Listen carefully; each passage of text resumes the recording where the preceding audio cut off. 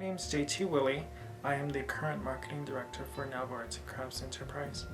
Navajo Arts and Crafts Enterprise is the only tribally owned enterprise since 1941.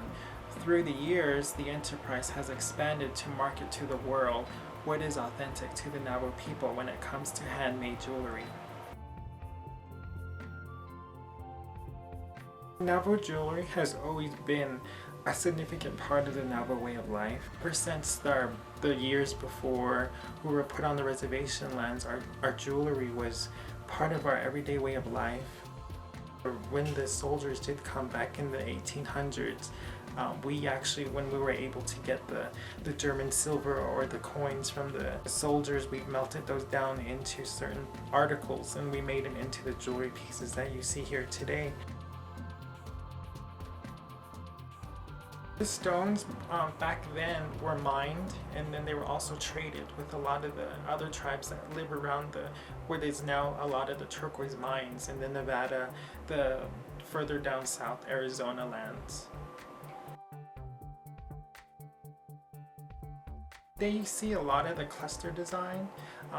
That's mostly our identical piece is what we're known by, and the cluster designs are like the rich design. It's the most precious piece of jewelry you can have, and a lot of the more sandcast silver work is has a lot of identity marks in it from which family lines had silversmiths who put their mark into those designs. Many of the designs carry significant meanings. Like the mountains, the sky, the horses, and certain things like that. The jewelry, it defines our identity through our cultural meaning. Back to 1940, majority of the work was sandcast, was casted in rock, melted silver.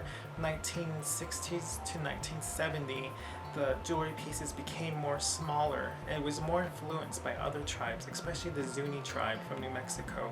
They were a big influence on the change in Navajo jewelry. Up to current today, majority of the jewelry is very contemporary. A lot of the younger artists took a different, more unique, and I'd say the look of New York is what I call it. Navajo jewelry became very popular and very, marketed to the outside world. I'd say around 1940s. That's when the Navajo Arts and Craft Guild was formed. It was formed to market the Navajo artisan to the outside world, and that was the same time that many people were fascinated by Indians and became very fascinated with jewelry, especially Southwest jewelry with the bigger turquoise pieces that most of the silversmiths were working with at the time. And to current today, the jewelry expanded in marketing.